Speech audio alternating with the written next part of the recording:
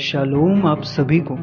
और इस वीडियो में मैं आपको एक्सप्लेन करूंगा मत्ती 24 का 32 से 51 तक के वचनों को कि कैसे वो सारी बातें फर्स्ट सेंचुरी में पूरी हो चुकी हैं। अगर आप इससे पहले के वचनों को समझना चाहते हैं तो डिस्क्रिप्शन में दिए लिंक पर क्लिक कर सकते हैं। अंजीर के पेड़ से शिक्षा लो। जैसे ही उसकी टहनियाँ कोमल हो जाती हैं और कोपले फूटने लगती हैं, तुम लोग जान जाते हो कि गर्मियाँ आने को है। वैसे ही जब तुम ये सब घटित होते हुए देखो तो समझ जाना कि वह समय निकट आ चुका है, बल्कि ठीक द्वार पर है। यरूशलेम की मंदिर की घेराबंदी अबीब महीने के 9वें दिन 66 ईस्वी में हुई थी, जो कि इंग्लिश कैलेंडर के हिसाब से समर से पहले के महीने होते हैं।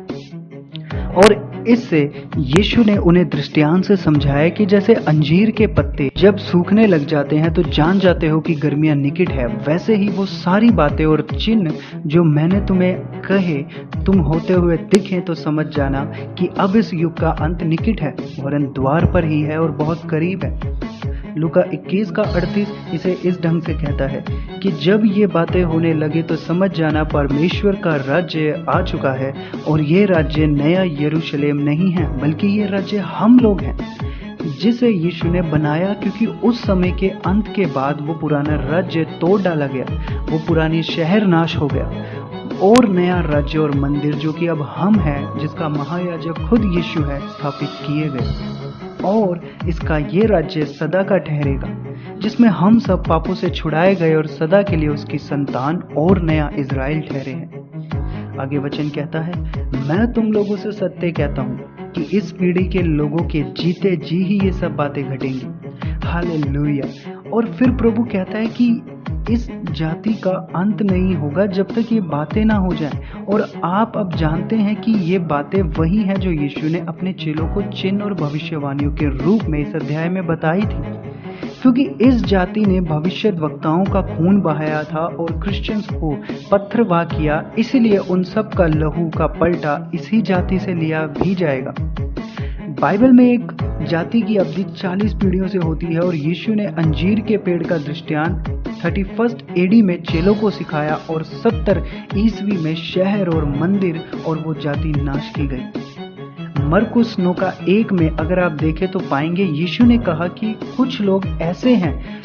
जो तब तक मौत नहीं देखेंगे जब तक परमेश्वर के राज्य को सामर्थ्य में आते ना देख ले। अब आप खुद सोचिए और मुझे बताएं, क्या यीशु के समय का कोई ऐसा यहूदी या इंसान अभी तक जिंदा है जो मरा ना हो, क्योंकि वो उसकी सेकंड कमी को ना देखेगा और फिर मरे।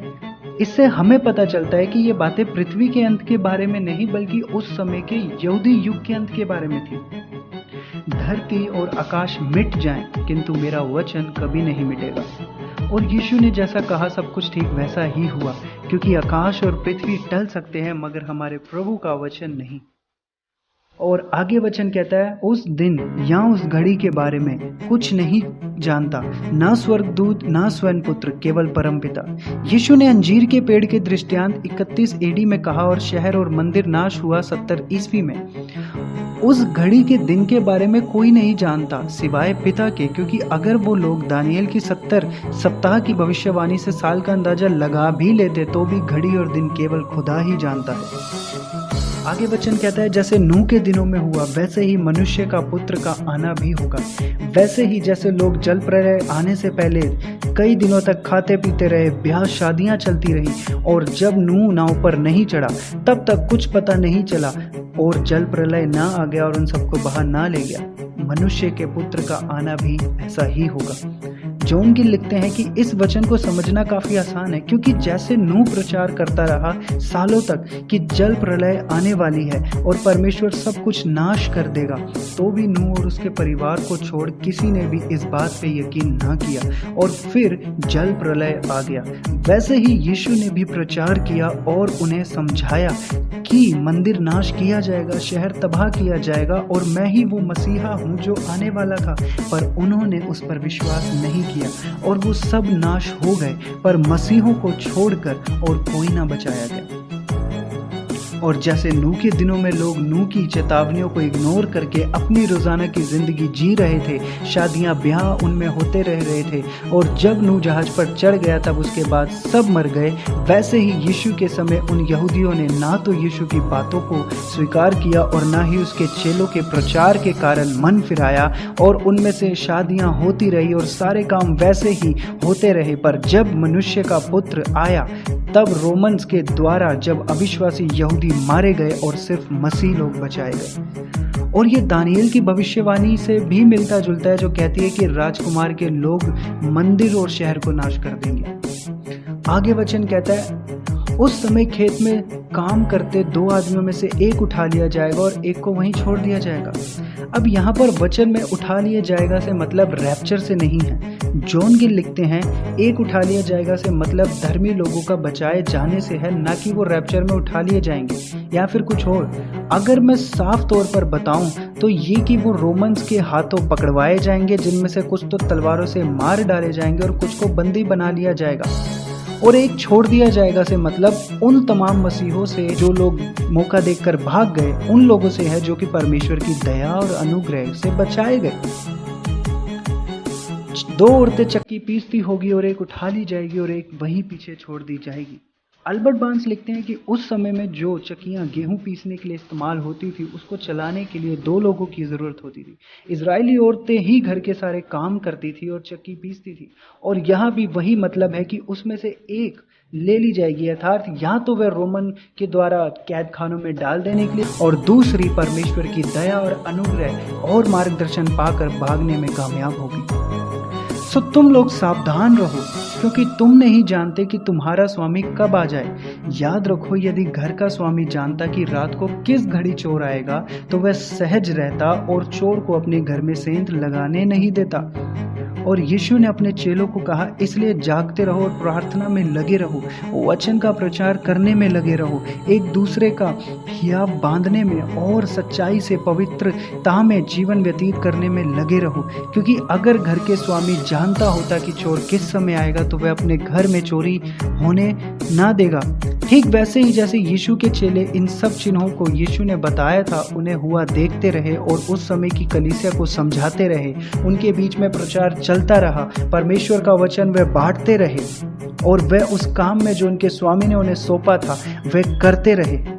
आगे वचन कहता है, तब सोचो वे भरोसेमंद सेवक कौन है जिसे स्वामी ने अपने घर के सेवकों के ऊपर निर्धारित किया, भोजन देने के लिए लगाया। धन्य है वह सेवक जिसका स्वामी जब आता है तो उसे ऐसा ही करते पाए। और हम देखते हैं कि यीशु के चेले उस समय के सच्चे विश्वासी, विश्वास योग्य भी रहे और अपने विश्वास की अच्छी रखवाली की और एक अच्छी कुश्ती लड़ी।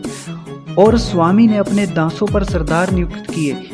अर्थात वे प्रेरित नियुक्त करे जो उसकी भेड़ों की रखवाली करे, समय समय पर उन्हें परमेश्वर के वचन का भोजन दे और उन्हें सारी सच्ची शिक्षाएं उन्हें समझा करके उन्हें दृढ़ करते रहें और हियाव बंधाते रहें।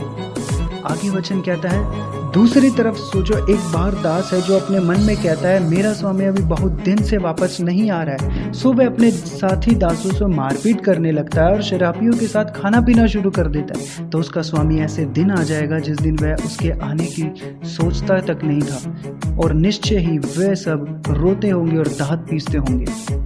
और इसका मतलब साफ यही है कि यदि कोई ऐसा दास यहाँ कलीसिया का प्रधान, जिसे खुद यीशु ने ठहराया है शिक्षा और भेड़ों की रखवाली के लिए, अगर भटक गया और विश्वास से गिर गया और पुराने जीवन और लुच्चपन में लग गया, तो स्वामी उस दिन आएगा जब वो जानता ना होगा।